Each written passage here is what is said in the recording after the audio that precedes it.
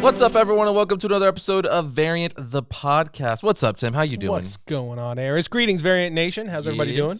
I hope they're doing well. Now, this might seem odd because it's a Pixar movie. Yeah. One of the other things that we didn't get to talk about at the beginning of the month, that happened at the beginning of the month, was the release of the Lightyear trailer.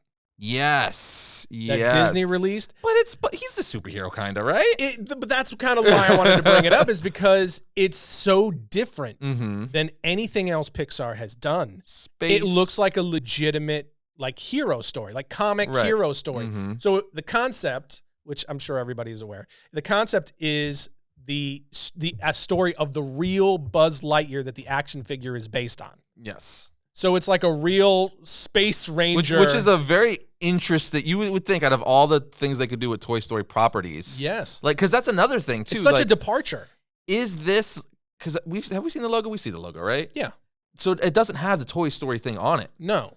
Which isn't that because everyone is only going to see people would see it anyway, but the majority of people are going to see this movie because Buzz Lightyear Toy Story. That's the only reason why you know of Buzz Lightyear, because of Toy Story. So isn't it a little weird that the Toy Story moniker isn't even on there? I kind of feel like, though, this is maybe why they went in this direction. I kind of feel like, similar to how people grew up on Harry Potter, like that generation, that Toy Story, that grew up with Toy Story, like we're all of, 30s, early 40s, late 20s. I mean, if you count the sequels, Right. But the original I'm talking about. Yeah, I was in 4th or 5th grade when the first one came out. Yeah. Exactly. And I was in my early teens. So it's like you look at that, like we're all older now. So it's almost as if they took Buzz Lightyear and told a story about a Toy Story character. Right. As if it graduated and matured in the real rest world of us. So that we, you know what I mean? Yeah. So in a way that we can now go and see this new retelling of this character, or this reimagined version of this character, that we now as adults who grew up with these characters can now take our own kids to see. I think it's an amazing concept, but having seen the trailer, I was shocked at how legit it looks like a sci-fi movie. It looks gorgeous. Amazing. I was telling you, this is obviously every new Pixar movie is going to get better and better and better. Sure.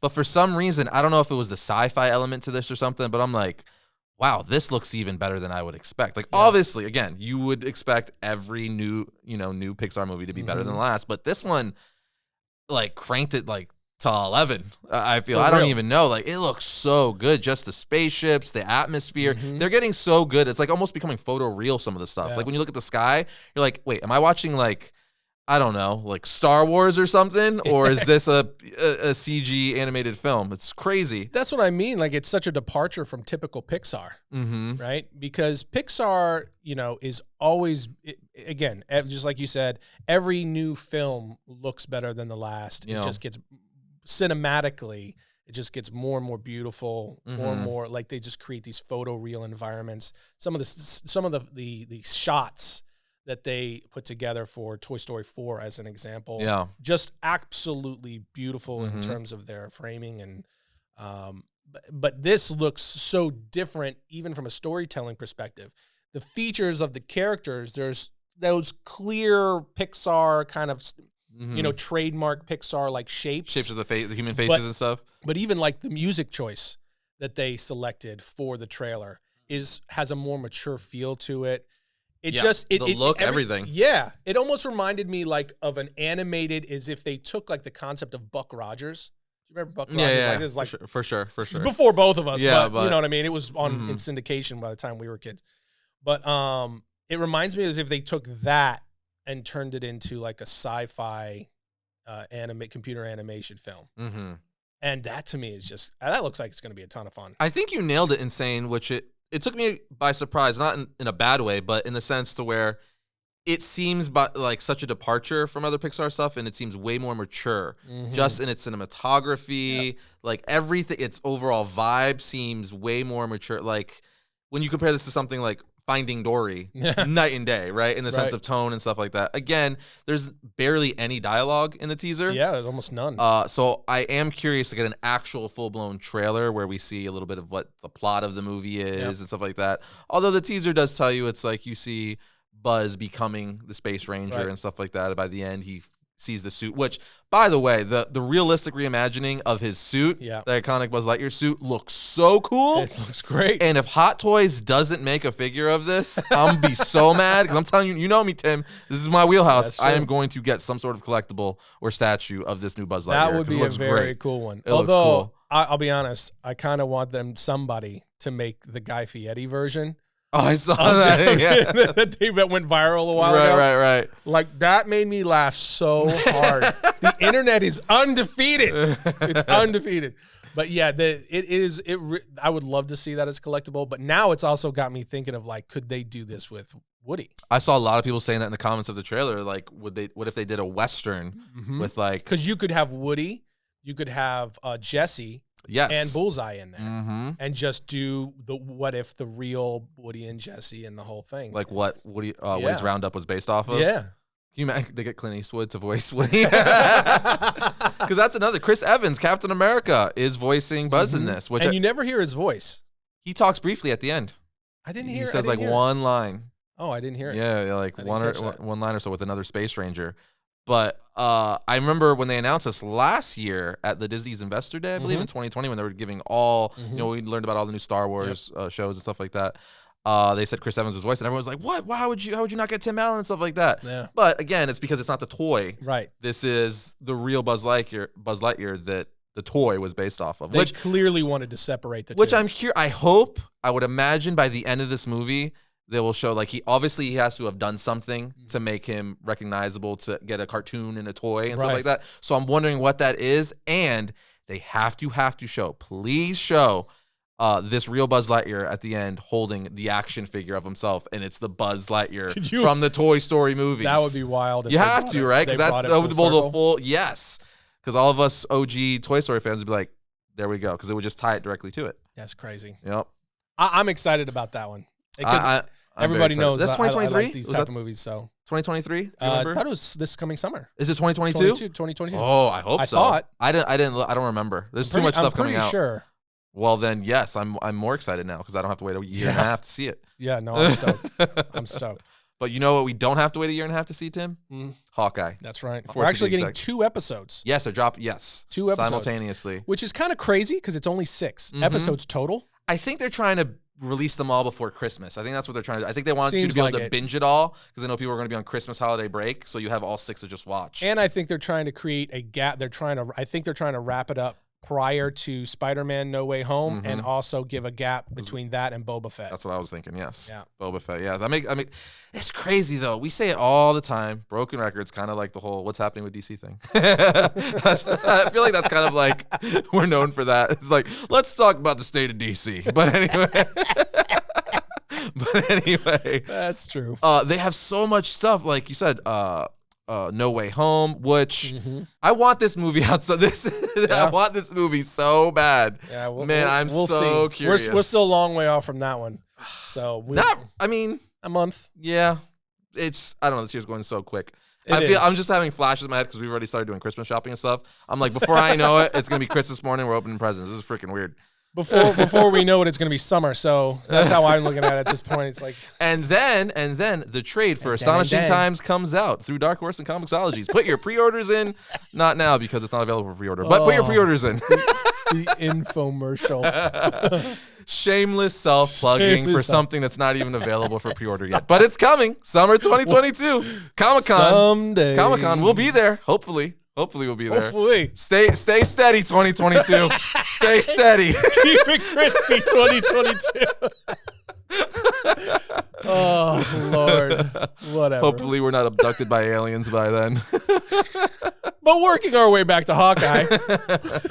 It's funny because you hear a lot of people that watch and listen to this show. Right. And they're like, oh, these guys never stay on topic. Yeah, that's kind of what we do. Yeah, that's kind of the thing, yeah. If you're watching this show, you have to know by now. Or if you're a new listener, just know in advance. This is how we talk. When I say this is how we conversate. Yes. We jump around. These are conversations. This is not a structured format the way we do. We just talk about what interests us and what we're thinking at the time.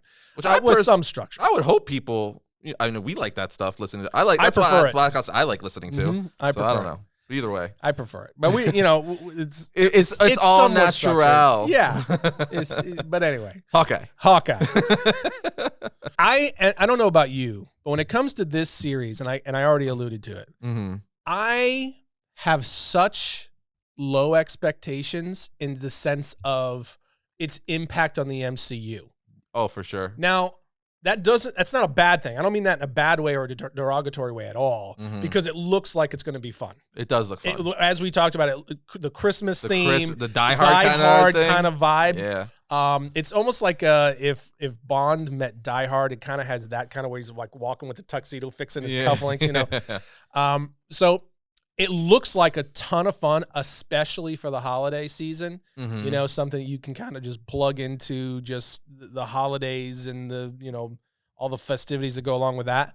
But as far as its impact, and I think having these kind of expectations, I think is really good because it might actually end up surprising us. Or at least it leaves a lot of room for us to be surprised as fans, because this show, we're not kind of looking to Hawkeye for, large story development for the MCU in the same way we were for Loki, let's say. Right.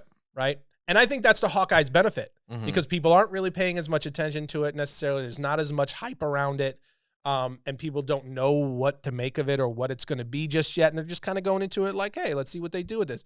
And it gives them a lot of room to surprise everyone and do something really, really cool and fun. Right. We of course know that they're introducing Kate Bishop, which is just another leg, or foot in the pool of like, we're headed towards the Young Avengers. For sure. How long is it? My only question about that whole thing is how long is it going to take us to get to the Young Avengers? They've been teasing it for quite a bit. It seems they've been planting seeds here and there, but it's kind of like the whole Adam Warlock thing, right? True. That was planted years ago. And that's a good example. He's finally getting around to it with Guardians of the Galaxy Volume 3. So maybe it's kind of, it's one of those things, which I'm very curious to see how they would do a Young Avengers, right? Yeah. And how is that all going to come together? And when are they really just kind of doing this really slow crawl to like phase 5? Yeah, we're just because they still haven't, they've been announced, but they haven't introduced several of the key members. I would love to see Patriot. That would be really, really cool. Which I guess they kind of, if memory serves me correctly, they introduced into the Falcon the Winter Soldier. Yeah. So man, they're definitely setting Easter eggs up. They're definitely planting stuff all over the place. But as the Hawkeye series in general, I'm with you where my expectations are really, really low. It's kind of just like, I like Hawkeye, but I feel like most people, the joke is like he's the Aquaman in the sense like he's like the least favorite Avenger, right? In that sense, where he even makes fun of himself in Age of Ultron. He's like, and I'm a guy shooting arrows. None of this makes any sense, which kind of actually makes him more funny and likable, more endearing. Yeah. So if he kind of goes along the lines like he was played in Age of Ultron, this series could be a lot of fun because I do like Jeremy Renner. I think he plays the character well and stuff. It's just, even comic book wise, I was never reading like a solo Hawkeye book or stuff like that. I just, I'm more of even a Green Arrow fan, but even Green Arrow, I don't know. I like archers and stuff like that, but it's just one of those characters, I'm reading Batman and everything else. But this does look fun, and I think it's going to be very different from anything we've gotten thus far, where I almost feeling like it's going to have like that Family Man kind of vibes to it, because obviously you get the vibes with his family at Christmas and dinner. So I think they're going to explore that, where maybe it's even kind of like Superman and Lois, where it deals with, Clint being an Avenger, but you see him how that interferes with his family life a little more, because they've pushed that a lot in the MCU, where they hide at his house and stuff like that, and obviously his family disappeared at Christmas the beginning. with the Bartons. Yeah, at the beginning of Endgame, you see his whole family disappears while they're having a picnic at their ranch. So they've definitely pushed up. He's the family man, right? So if you're giving him a solo series, I imagine they probably are going to go Superman and Lois a little bit with it, where with his daughters and his wife and stuff like that. So I am curious, and hopefully a lot of the times when I have low expectations for stuff, I guess because my expectations are so low, it ends up becoming one of my favorite things, because I'm like, oh, that was like a sleeper for me, where I wasn't expecting to enjoy it that much. Yeah. So 6 episodes though, we get 2 out the gate. I'm very curious, and Kate Bishop is going to be fun to see too, because that's very much a passing of the torch, right? So that's another thing.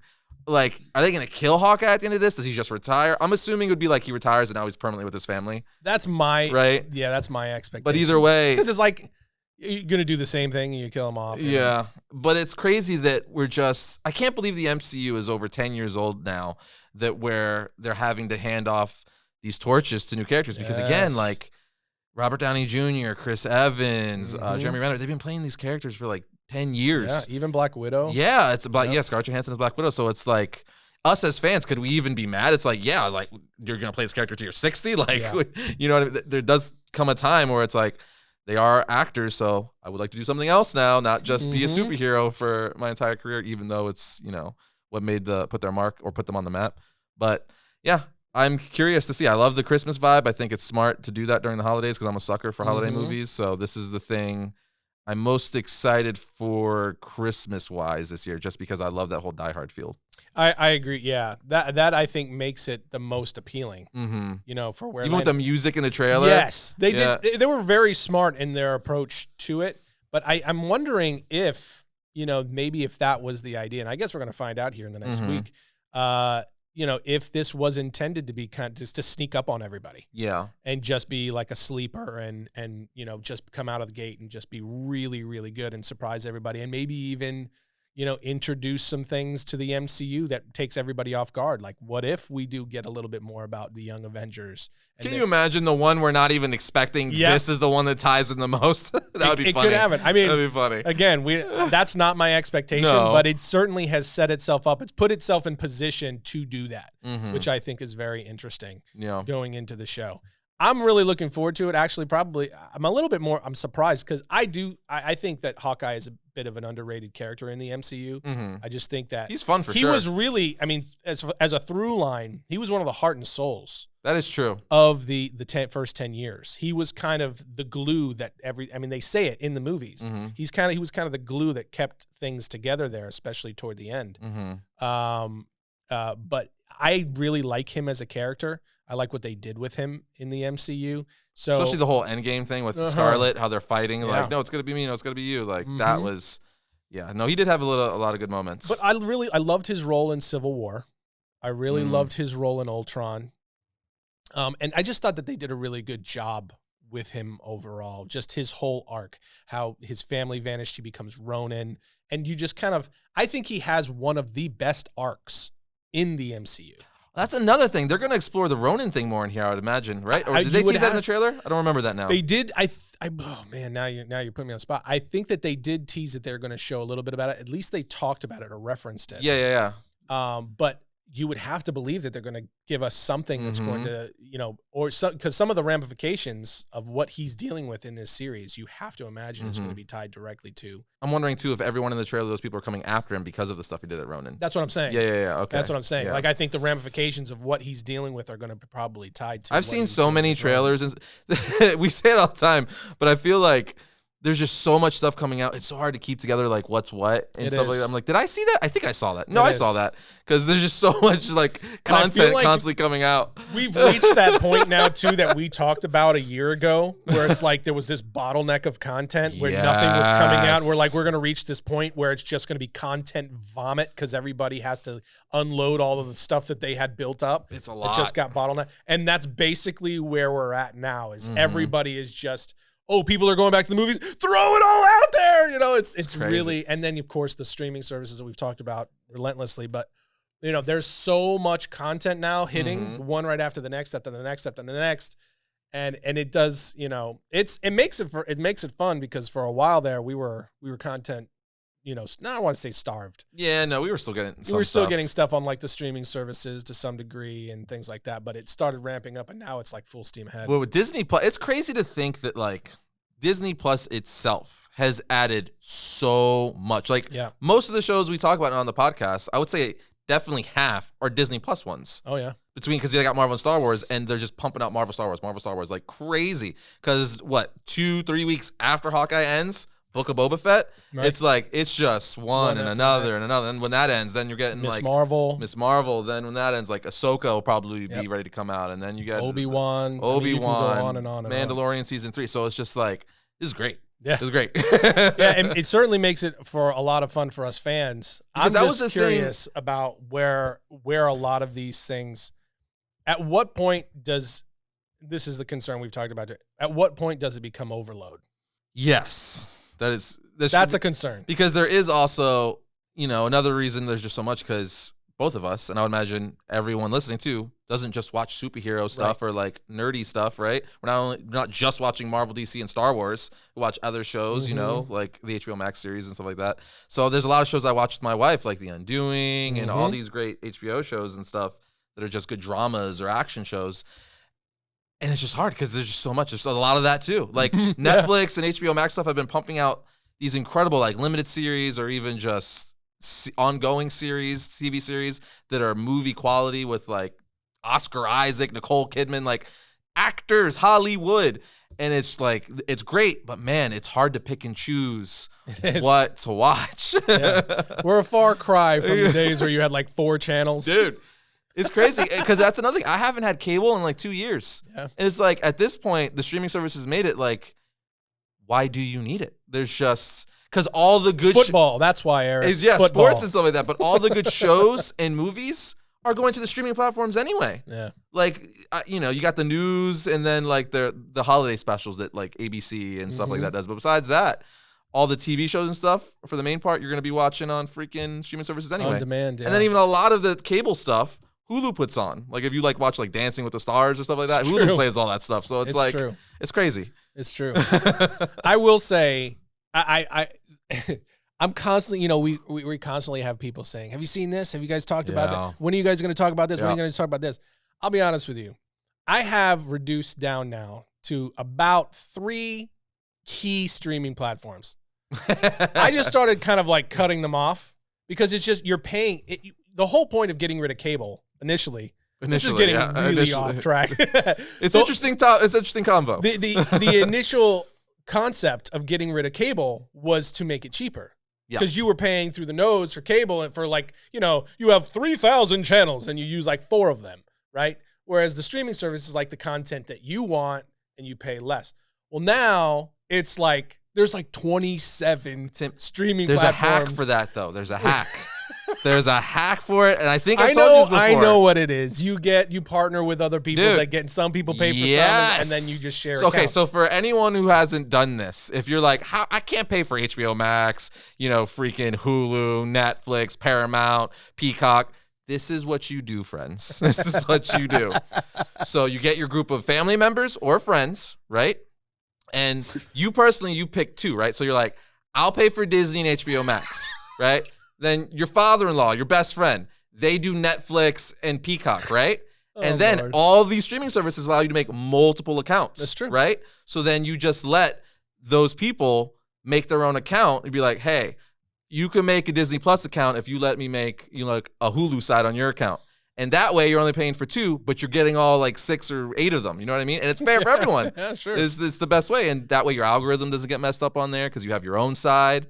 That's how you got to do it. That's the hack. Until now, when you just told everybody what you're doing and they change the terms of service and they make it to where you can't sign in 2 places at once. The cool thing about Disney Plus especially, they were very open where they're like, yeah, share it with your family. You make up to like, what, 8 accounts or something like that? I don't remember. I think it's 6. Yeah, because they know like eventually some people will just get it themselves or you're still getting the click-throughs because even though you're getting one payment, all those, every time someone's watching something, that still counts for them in their algorithm and grand scheme of things. It's like a streaming service co-op. Yeah. But yeah, so I think I pay I pay for like Netflix, Disney Plus, and I think like Shudder or something else, but like I use like my best friend's Hulu and my sister-in-law's HBO Max and stuff like that, and then she uses our Disney Plus. So it works out that way. It's true. There are ways around it. I just don't have time to think about it. Okay, I don't have time to coordinate these things. They don't take up that much of my time. So I wound up just being like, I'm paying for, at one point I was paying for 8 different streaming services. Wow, that's a lot because they're all like roughly $10 a piece. So that's $80-ish. Like, if you count, okay, so Disney Plus was like, because I got like a insider thing when they first were launching and I paid for 3 years. It wound up being something like $3 or $4 a month. Yeah, you paid up like one big chunk to just have 3 years in the bag. So I was like, done deal. We're going to have So you don't get a monthly Disney Plus bill. But altogether, so I just started kind of cutting them off. Like the ones, okay, we don't really use this one. We don't really use this one. So there's a bunch, this is the main point. There's a bunch of stuff that people are like, have you seen this? Have you seen it? I'm like, No, I don't even have that platform. I don't even. What is? And I'm not going to get it for that. So does anybody have it? Anybody want to lend me a login? Because I don't watch stuff. Yeah, I will say that's why I brought up. At what point does it become content overload, and we start to see a reverse back to people wanting to simplify? It's true. You know what we need to do? It's like at the end of this year, because I think we did it a while ago, but we need to revisit it. Like the best streaming platforms to have now, because there's so many more new movies and shows that have put these platforms on the map where like now people have to have Apple TV because you got Ted Lasso and The Morning Show, and those shows are like huge on there, right? Yeah. Or even C. So it's like I think we need to like redo this and be like, these are our favorite shows. These are where they're on. Do that hack I told you about. I think that's fair because we did an episode right as when the pandemic and the lockdown started. Right. Yeah. We did that episode where we talked about best streaming platforms. But there's so many more new shows and stuff. Yeah. Yeah. So we can definitely revisit that and do kind of like where what our favorites are now, and if it catches on, because every year we do like the best comics of 2020 or of that year, which we'll be doing at the end of this year. Right. Exactly. It's an annual thing, or oh my gosh, Villains Month on the main variant channel. Maybe we should do like a streaming stuff, because that's what everyone really uses now. So at the end of every year we'll do like the best streaming services of that year ranked by who had the best shows that year. Kind of like our own streaming Oscars. Right, which is a little unfair in the sense like I feel like we can't count Disney just because they have so many of their awesome IPs. Like they're always going to be one. I feel like I kind of feel like that's you're cheating. Right, it's like because HBO Max hasn't caught up. They need time to catch up to Disney. Well, especially for our demographic, which is purely like comics and like nerdy stuff. It's like, well, Marvel and Star Wars, and you're pumping out so much, obviously. But HBO Max, they're starting to catch up with all the DC stuff they're doing. So we'll see. We'll see. A year from now, that conversation will look very different. Yeah, right. Today. I will say that. So, but we'll see how that goes. But that was a very long. We went a detour, but I think we covered Hawkeye. Hawkeye next week. It's going to be fun. I'm looking forward to it, but my expectations are very low. And I concur. Basically, exactly what you said. I concur. I concur, Captain. Well, we're heading into Thanksgiving week, the holidays. I cannot believe, dude, we are getting into full blown holidays now. I know, we're gonna get ready to wrap up this podcast, but I feel like because we used to start during like when lockdown and stuff, we would start the podcast off with like story time with us essentially, where you would have a story, I would have a story. I have one to end one with, Tim. I have one. Okay. I'm a little nervous, to be honest. I think I told you a little bit about this. So we're in November, Christmas, I got a 4-year-old, I got a 1-year-old. And with everything with everything going around in the world right now and stuff like that, like everyone knows there's like a shipping like freaking catastrophe crisis going on, like insane. Freaking everything's like stuck on ships, and it's just hard to get stuff in the good US of A. But anyway, I think everywhere around the world. But because of that, the news have even said it. A lot of media outlets have reported that it's going to be harder to get Christmas gifts this year, specifically for the little ones, because all parents are going to want to get their kids gifts. Yep. Anyway, point is, going back to streaming services, Tim, Netflix has a show called Gabby's Dollhouse. It's like this phenomenon for like, I guess 3 to like 8-year-old girls. Right. My daughter loves it. It's like it's by DreamWorks. It's a DreamWorks owned show. Yeah. Whatnot, really popular. It's this year's Tickle Me Elmo. Yes, actually, yes. Yes. I know you're joking. That's not a joke. So Gabby's Dollhouse is, for the sake of understanding where I'm at, guys, it's a show about this girl. She uses her imagination to go inside and play in her dollhouse with her imaginary toys. Anyway, they made the dollhouse. This is where this show has gone. They made the dollhouse. My 4-year-old wants it. She kept coming up to me and my wife saying, "I'm getting Gabby's Dollhouse for Christmas. I'm going to ask Santa for Gabby's Dollhouse for Christmas." It's $50 if you can find it at Target or Walmart. It's like $200 plus on eBay or any like Facebook or any aftermarket thing. You find it at Macari or whatever. So she would say that. So I'm like, yeah, Mommy and Daddy are going to have to pay a lot of money, I guess, right? But your daughter's like, oh, Christmas present. You're like, how can I flip these suckers? Well, like initially I'm like, how can I freaking find one without paying 3 times the price? So you know me. I kind of like the hunt as I collect collectibles and stuff like that. So wait a second. You don't kind of like the hunt. You freaking love the hunt. This Joker has a network. He taps into when he wants something. He taps into. He just puts out the feelers in the network. I actually do. He will get. I do whatever it is he wants. I don't care. In many cases, it's not even purchased in the state. It's purchased in another state and sent to him. That's a real thing, people. That's commitment. I do have feelers. I have people in the field. They'll be like, hey, I'm looking for this. Let me know. That's true. Anyway, point is, I'm always impressed. I'm just always impressed. Point is, I'm refreshed. I put like alerts on the Target app. You can put on alerts. It tells you when something's back in stock. Got it like 2 different times. It's sold out. No joke. I was holding the phone in my hand when I got the alert because I was texting or something. Went straight to it. My card's already saved into the Target app. Went add to cart before I could check out. Sold out. I hate that. I was like, I cannot believe that. Like, because there was no quicker that I could have done. I was literally staring at the notification as it went ding, and I clicked it right away. Dude, I couldn't have been any faster. You don't know how many times that's happened to me with Mezco. And with what's the poster company? Mondo. Mondo. Thank you. Yeah. Mondo and Mezco. You don't even know how many times that's happened to me. It's so frustrating. Anyway, to make this long story short, I was looking for like several days, constantly refreshing like every hour and stuff like that. And then we hit the weekend. I'm out with the family, and I'm like, let me just check the Walmart app. I see it's in stock. One is in stock at a Walmart that's in, next to our neighborhood. So I'm like, oh, we're going home. We're picking up dinner, going home. I'm just going to see if they have it. Well, actually, I'm going to hit myself. Initially, I was like, add to cart. It wouldn't let me add to cart because I guess for whatever reason, like it didn't let you. I don't know if it's because it's hard to get item or whatnot. They're just like, nah, you got to come to the store. You can't add to the cart. Because I'm like, what? 2021 curbside pickup. That's like a thing now, right? It's employees that are buying it and flipping it on eBay. Wouldn't let me do it. So I dropped the family at home because the kids are hungry and stuff like that. I go across the street, full on freaking like Arnold Schwarzenegger, Jingle All the Way style. I'm in the toy aisle, not there. I get an employee like, yeah, it says we have it here. It's in L9, that aisle L9, whatever. She can't find it, and she's like, well, let me see if they have it. Did you see another person with a cart, and you locked eyes? Well, she said... And you start walking faster, each of you, staring at each other? She's like, I see what you're saying. It's in stock, but sometimes if someone bought it or something like that, it doesn't refresh for like an hour or so. Or someone could have misplaced it in the store, or it could currently be in someone's cart, right? So I'm like, crap. So that was for nothing. She's like, well, let me check, see if it's any, in any store nearby. And she checks. She's like, actually, there's one in Dallas, which... I live just outside of Dallas. That's like 40, 50 minutes from me. And she's like, but you could add it to cart and you do curbside pickup with it. I'm like, what? So I'm in the middle of the freaking girls' toy aisle, Tim, by myself like a lunatic. Set my phone down, pull out my debit card because my card isn't saved on the Walmart app. Freaking typing. I'm like, come on, add the cart. And I get it, right? But just because I bought it doesn't mean I'm going to get it still because an employee has to go out on the floor and pick it for me before someone buys it, right? And it's like 8 o'clock at night. So I tell my wife to go home. She's like, did you find it? Did you get it? I'm like, yes, but not in the way you think. Telling her everything. I was like, I got it, but we got to go to Dallas tomorrow to get it. And we might get refunded because it might be out of stock because an employee has to pick it.